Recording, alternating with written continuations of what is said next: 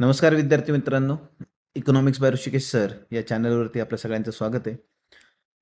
24 जुलैची महत्त्वाची articles Indian एक्सप्रेसमधली आपण आज बघणार आहोत. पहिलं महत्त्वाचं आर्टिकल बघूया. Asian development bank lowers India's financial year 26 growth forecast to 6.5% over US tariff. आता इथे पहिला मुद्दा महत्त्वाचा म्हणजे FY26 म्हणजे काय, तर FY26 म्हणजे 1 एप्रिल 2025 ते 31 मार्च 2026 हे आपल्याला समजून घेतलं पाहिजे. रवी दत्ता मिश्रा यांचं आर्टिकल आहे. मग ही जी झालेली घट आणि त्याची कारणं ती बघून घेऊयात. विकास दरातील घट. एशियन डेव्हलपमेंट बँकेने आर्थिक वर्ष 2026साठी भारताच्या आर्थिक विकास दराचा अंदाज 6.7 वरून कमी करून 6.5% केला आहे. म्हणजे ग्रोथ रेट कमी अंदाजित केलेला आहे. घटीचं कारण काय आहे, तर हा बदल प्रामुख्याने अमेरिकेने लादलेल्या आयात शुल्कांमुळे आणि त्यामुळे निर्माण झालेल्या धोरणात्मक अनिश्चिततेमुळे करण्यात आलेला आहे. जागतिक विकास दरातील घट आणि गुंतवणुकीच्या प्रवाहावर होणारा थेट परिणाम हा देखील याचे कारणे आहेत. पण असं जरी असलं तरी त्याच्या सकारात्मक काही बाजू आहेत का, तर या बदलानंतरही भारताची आर्थिक क्रियाशीलता मजबूत राहण्याची अपेक्षा आहे. रुरल डिमांड जे म्हणतो आपण, ग्रामीण मागणी, त्याच्यामध्ये सुधारणा झाल्यामुळे देशांतर्गत उपभोग वाढण्याची शक्यता आहे. चांगल्या मान्सूनच्या अंदाजामुळे कृषी आणि सेवा क्षेत्र हे विकासाचे प्रमुख चालक असतील. केंद्र सरकारची आर्थिक स्थिती मजबूत असून वित्तीय तुटीचे लक्ष्य पूर्ण करण्याच्या मार्गावर आहे. त्यामुळे एकंदर आपण जर बाकीचे मॅक्रो इकॉनॉमिक इंडिकेटर्स ज्याला म्हणतो, तर ते मॅक्रो इकॉनॉमिक इंडिकेटर्सचा जर आपण विचार केला, तर आपल्याला सांगता येते की ते मात्र चांगल्या झोनमध्ये आपल्याला बघायला मिळत आहेत. ठीक आहे. आणि महागाई आणि विकास दराचा अंदाज काय बघा, महागाईचा अंदाज सुधारला. ADBने FY26साठी महागाईचा अंदाज 4.3% वरून कमी करून 3.8% केला आहे. कारण कृषी उत्पादनात सुधारणा झाल्याने अन्नधान्याच्या किमती अपेक्षेपेक्षा जास्त कमी झाल्या आहेत. आपण मला वाटते बघा 20-21 तारखेच्या आर्टिकल्समध्ये पण हे बघितलेलं होतं है ना. FY27चा अंदाज काय आहे, आर्थिक वर्ष 27साठी विकास दराचा अंदाज 6.8 वरून किंचित कमी करून 6.7% करण्यात आलेला आहे. आता हा अंदाज असतो बरं का, लक्षात घ्या. अंदाज आणि ॲक्च्युअल याच्यामध्ये फरक पडणार आहे. कारण आता इथे लक्षात घ्या की अंदाज वर्तवताना वर्तवलं जाते की वाढीचा दर कमी होईल, पण त्याचबरोबर महागाईचा दर पण कमी झालेला आहे. मग तिथे आपल्याला RBIची भूमिका पुन्हा महत्त्वाची दिसून येते. कारण RBI इथे सक्रिय आहेच आहे. दर 2 महिन्याला त्या मॉनिटरी पॉलिसी रिव्ह्यू जे आहे ते घेत असते. ठीक आहे. मौद्रिक धोरणाचा आढावा घेत असतं आणि त्याच्यानुसार व्याजदर कमी करणे, जास्त करणे, जेणेकरून अर्थव्यवस्थेमधली जी पैशाची पातळी आहे किंवा पैशाचा जो पुरवठा आहे, तर त्याच्यामध्ये ते प्रमाण कमी जास्त करता येतं आणि त्याच्या आधारे सुद्धा आर्थिक वाढीवरती आपल्याला परिणाम करता येतो किंवा घडवून आणता येतो. त्यामुळं अंदाज असणं आणि ॲक्च्युअल आकडेवारी येणं ह्याच्यामध्ये फरक पडतो. हे आपल्याला लक्षात ठेवणं गरजेचं आहे. विकास दराचा इंड्राचा अंदाज. इंड्रा म्हणजे इंडिया रेटिंग्सचा अंदाज काय? इंडिया रेटिंग्ज अँड रिसर्च या संस्थेनेही FY26साठी भारताच्या विकासाचा अंदाज 6.6% वरून कमी करून 6.3% केला आहे. ज्यासाठी त्यांनी US टॅरिफ आणि कमकुवत गुंतवणूक वातावरणाला जबाबदार धरले आहे. मला वाटते आपण मागच्या 20-21 तारखेच्या आर्टिकल्समध्ये जे FDI कमी येतोय आपल्याकडे किंवा आपल्याकडनं जो बाहेर जातोय त्याच्याबद्दल पण आपण चर्चा केलेली आहे. त्याला इथे आणखीन कनेक्ट करणं गरजेचं असतं. बघा, न्यूजपेपर वाचत असताना पाठीमागं आपण काय वाचलं आणि त्याचा काय संबंध आहे का, त्याचे काय प्रोग्रेशन आहे का, लॉजिकल प्रोग्रेशन, त्याची डेव्हलपमेंट, हे पण आपल्याला लक्षात घेणं गरजेचं आहे.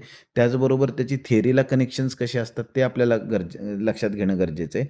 आणि त्याच्यावर प्रिलिम्स आणि मेन्सच्या दृष्टिकोनातून कसे प्रश्न विचारले जाऊ शकतात ते सुद्धा आपल्याला लक्षात घेणं गरजेचं आहे. ठीक आहे. आता पुढचं जे आर्टिकल आहे, तर countries bottom 50% of the consumers face same GST burden as mid 30%. ठीक आहे. म्हणजे जी गरीब 50% जनता आहे त्यांना मध्यम वर्गातल्या 30% जनतेच्या इतकंच बर्डन जे आहे GSTचं ते फेस करावं लागतंय. आता इथे एक गोष्ट लक्षात घेणं गरजेचं आहे बरं का, तसं बघायला गेलं तर GST हा जो कर आहे किंवा जो इनडायरेक्ट टॅक्सेशनच जर आपण एकंदर विचार केला, तर इनडायरेक्ट टॅक्स जो आहे तो करच मुळात काय आहे, रिग्रेसिव्ह कर आहे. आता हे रिग्रेसिव्ह कर व्यवस्था म्हणजे काय, हे आपण डिस्कस केलेलं होतं बघा लेक्चरमध्ये, प्रोग्रेसिव्ह, रिग्रेसिव्ह. ठीक आहे. तर ह्याचा काय अर्थ आहे हे तुम्ही मला कमेंट सेक्शनमध्ये टाका. रिग्रेसिव्ह कर प्रणाली म्हणजे काय. ठीक आहे. मग सिद्धार्थ उपासनी यांचं आर्टिकल आहे. अभ्यासाचा निष्कर्ष काय बघा, national institute of public finance and पॉलिसीच्या एका अभ्यासानुसार भारतातील वस्तू आणि सेवा कर प्रणाली माफक प्रमाणात प्रगतिशील आहे, मॉडरेटली प्रोग्रेसिव्ह आहे. कराचा बोजा देशातील सर्वात गरीब 50% ग्राहक आणि मध्यम उत्पन्न गटातील 30% ग्राहक यांच्यावर वस्तू आणि सेवा कराचा बोजा जवळपास सारखाच म्हणजे 30 ते 31% आहे. श्रीमंतांवर अधिक भार कराचा सर्वाधिक भार देशातील सर्वात श्रीमंत 20% ग्राहकांवर पडतो.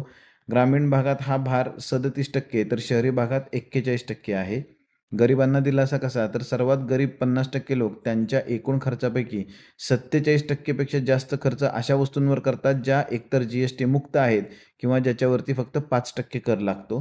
त्यामुळे त्यांना काही प्रमाणात संरक्षण मिळते. सुधारण्याची गरज काय? या अभ्यासात GST प्रणाली अधिक प्रगतिशील करण्यासाठी करदरांच्या रचनेत बदल करण्याची शिफारस करण्यात आली आहे. एक प्रस्ताव आहे की 12%च्या कर टप्प्यातील वस्तू एकतर 5% किंवा 18%च्या टप्प्यात हलवून 12%चा टप्पा रद्द करावा. केंद्रीय गृहमंत्री अमित शहा यांनी या वादग्रस्त मुद्द्यांवर एकमत घडवण्यासाठी संबंधितांशी चर्चा सुरू केलेली आहे. आता इथे लक्षात घ्या की इनडायरेक्ट टॅक्सेस हा रिग्रेसिव्ह टॅक्सेशनचा आपण भाग म्हणलेला आहे. पण मग आपल्याकडे काय आहे तर एक टॅक्स डेमोक्रेसी एस्टॅब्लिश करण्यासाठी म्हणून आपण टॅक्स GSTचे जे आहे ते वेगवेगळे स्लॅब्स बनवलेले आहेत, लक्षात घ्या. ठीक आहे. आणि ह्या वेगवेगळ्या स्लॅब्समुळं काय होतं तर आपल्याला त्याचं जे रिग्रेसिव्ह नेचर आहे ते कमी करता येतं आणि आपल्याला ही व्यवस्था जी आहे ती मॉडरेटली प्रोग्रेसिव्ह असताना आपल्याला बघायला मिळते. हे पूर्णपणे प्रोग्रेसिव्ह नाही आहे तर त्याला मॉडरेटली प्रोग्रेसिव्ह असं म्हणलेलं आहे. ठीक आहे. मग बस बघा, बेसिक जी थिअरी असते त्या थिअरीच्या पण थोडंसं आपल्याला इथं प्रवाह उलटा वाहताना दिसतोय आणि त्याच्यामध्ये हे का होतंय असं तर हे सरकारचं धोरण किंवा सरकारची भूमिका इथे आपल्याला प्रामुख्यानं बघायला मिळते. ती महत्त्वाचा परिणाम जो आहे ती या व्यवस्थेवरती करते. ठीक आहे. त्यामुळे ही गोष्ट आपल्याला इथे समजून घेणं गरजेचं आहे. मग समजा परीक्षेला प्रश्न असा प्रिलिम्सला येऊ शकतो की बाबा GST व्यवस्था आपल्याकडची जी आहे ती मॉडरेटली प्रोग्रेसिव्ह आहे. पण आपल्याला थिअरीमध्ये तर आपण वाचलेलं असतं की इनडायरेक्ट टॅक्सेशन ही पूर्णपणे रिग्रेसिव्ह सिस्टीम आहे. मग तिथे आपलं कन्फ्युजन होऊ शकतं. भारताच्या व्यवस्थेबद्दल बोललं तर त्याच्यामध्ये सरकारी धोरणांमुळे जे आपले वेगवेगळे स्लॅब्स आहेत तर त्याच्यामुळे आपल्याला हे काय बघायला मिळतंय तर हा मॉडरेटली प्रोग्रेसिव्ह बघायला मिळतोय. पण एकंदर जर इनडायरेक्ट टॅक्सेशन सिस्टीमचा एक ओव्हरऑल नेचर बघितलं तर ते आपल्याला रिग्रेसिव्ह प्रकारचं बघायला मिळतं. मी पुन्हा मगाशी सांगितलं तुम्हाला रिग्रेसिव्ह आणि प्रोग्रेसिव्ह म्हणजे काय हे तुम्ही मला कमेंट बॉक्समध्ये सांगा. समजा तुम्हाला माहीत नसेल हा कन्सेप्ट तसंही सांगा, आपण त्याच्यावरही एखादा व्हिडिओ जो आहे तो बनवूयात. पुढचा मुद्दा critical mineral contest, author Amitabh Kant आणि आदिल राणा छिना. आता क्रिटिकल मिनरल म्हणजे तुम्हाला माहिती आहे ना. भारत आपल्या तांत्रिक महत्वाकांक्षा अशा पुरवठा साखळ्यांवरती सप्लाय चेनवर अवलंबून ठेवू शकत नाही ज्या अपारदर्शक, काही देशांपुरत्या मर्यादित आणि राजकीय जोखमीच्या अधीन आहेत. आता हे पहिलं वाक्य जे आहे ते कुणाच्या दृष्टिकोनातून म्हणलं गेलेलं आहे ते तुम्हालाही कळलं असेल. चायनाच्या दृष्टिकोनातून बोललं गेलेलं आहे. कारण चायना हा जगातला एक प्रमुख निर्यातदार आहे क्रिटिकल मिनरल्सचा. ठीक आहे. त्यामुळे भारताला क्रिटिकल मिनरल्स म्हणजेच लिथियम, कोबाल्ट, निकेल, ग्रॅफाईट आणि दुर्मिळ खनिजांच्या बाबतीत आत्मनिर्भर होणे अत्यंत अत्यावश्यक आहे. चीनचं वर्चस्व काय? या खनिजांच्या पुरवठा साखळीवर विशेषतः त्यांच्या प्रोसेसिंगवर, प्रक्रियेवर चीनचे प्रचंड वर्चस्व आहे. उदाहरणार्थ 90% दुर्मिळ खनिजे आणि 60 ते 70% कोबाल्ट व लिथियमवर चीनमध्ये प्रक्रिया होतात. या गोष्टी भारताच्या हरित ऊर्जा आणि तंत्रज्ञान क्षेत्रासाठी एक मोठी राजकीय आणि आर्थिक जोखीम आहे, लक्षात घ्या. कारण भारताचे आणि चीनचे संबंध तुम्हाला माहिती आहेत, है ना. मग भारताने काय पावलं उचलली? सरकारने 30 खनिजांना क्रिटिकल म्हणून ओळखले आहे. ठीक आहे. नॅशनल क्रिटिकल मिनरल मिशन सुरुवात केलेलं आहे. आता तुम्हाला बघा प्रिलिमच्या दृष्टिकोनातून मग ह्याचा अभ्यास करणं गरजेचं आहे. नॅशनल क्रिटिकल मिनरल मिशन म्हणजे काय हे तुम्ही समजून घेणं गरजेचं आहे.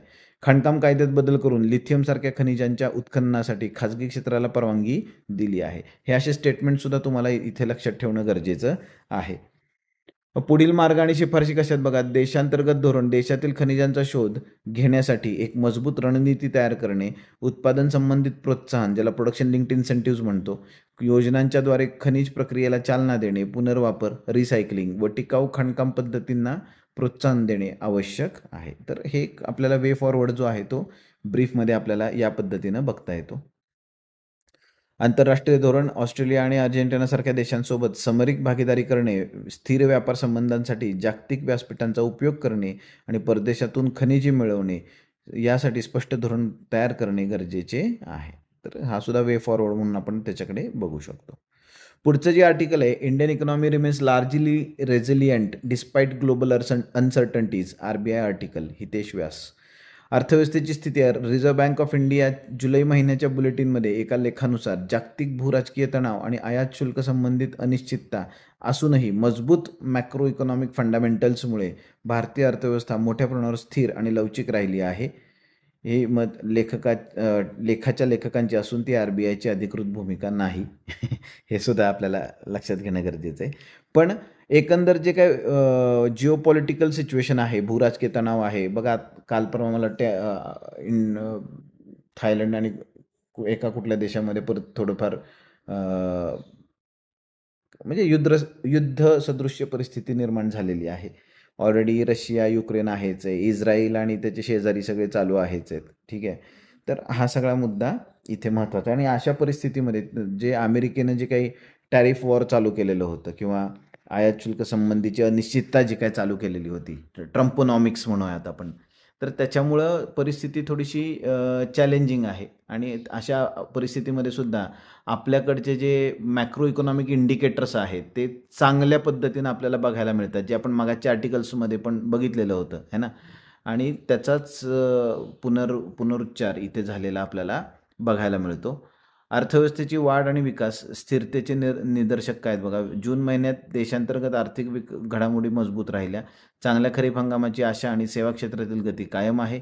आर्थिक वर्षाच्या पहिल्या 2 महिन्यात भांडवली खर्चात 11.7% मजबूत वाढ झाली आहे. आता भांडवली खर्चात वाढ झाली म्हणजे कशात वाढ झाली हे तुम्ही मला सांगायचं.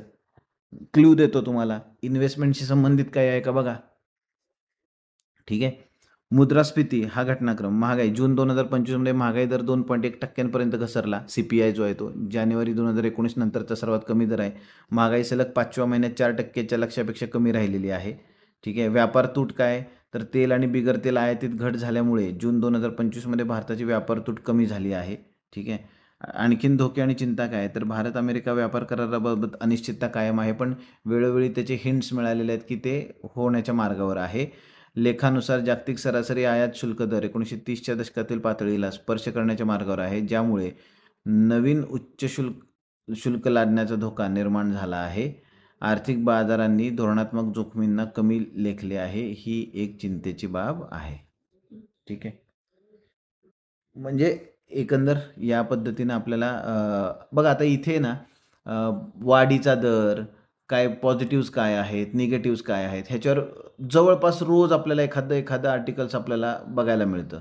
मग अशावेळी हे सगळे आर्टिकल्स तुम्ही नोट डाऊन केले पाहिजेत का, किंवा तुमच्या ज्या नोट्स आहेत त्याच्यात लिहिले पाहिजेत का, तर नक्कीच नाही. बघा लक्षात घ्या. मग काय केलं पाहिजे, जसं मी तुम्हाला मागे सांगितलं की एखादं आर्टिकल तुम्ही कोऱ्या पेजवर लावलं की त्याच्यानंतर जर का पुढच्या आर्टिकल्समध्ये काही वेगळी डेटा किंवा वेगळी माहिती जर आली तर तेवढी माहिती फक्त काढून तुम्ही त्या पेजमध्ये लावा किंवा त्याच्या मागे सप्लिमेंटरी पेज लावा है ना. आणि त्याच गोष्टीला तुम्ही एनरिच म्हणजे एकच गोष्ट तुम्हाला सारखी सारखी पुन्हा जेव्हा रिव्हिजनची स्टेज येणार आहे त्यावेळी करायची गरज नाही आणि त्यावेळी तुमचा वेळ तिथे वाचू शकतो. ठीक आहे. अशाच रोजच्या व्हिडिओसाठी बघत राहा economics by Rishikesh sir. Thank you.